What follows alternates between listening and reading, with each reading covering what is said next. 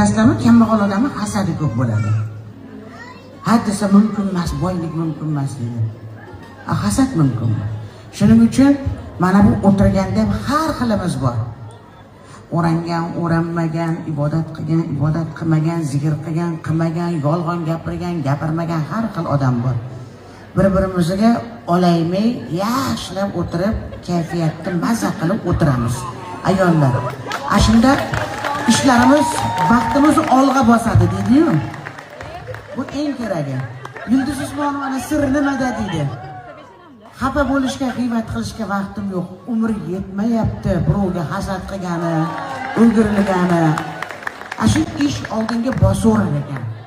Birovga qaramasang, xafa bo'lmasang, xafa bo'lishga vaqt yo'q. Haligi 5 minut xafa bo'lib kechqurun kelib, qozonimga, xalatirimga qarab qo'yaman. Navaralarimga qarasam, dunyo esdan chiqib ketadi. Bolalarning qalbasi bilan ularga duo qilish kerak. O'lmay qolmasin. Haligi nima deydi? Bizdan keyin qosim desanda, sizlarga ham bo'ladimi shunaqa xavotirlik? Shu bolalarning dog'ini ko'rsatmasin, orqada qolaversin. Mayli, ota-onaga kuysang ham hamma bir boshdan bo'laversin.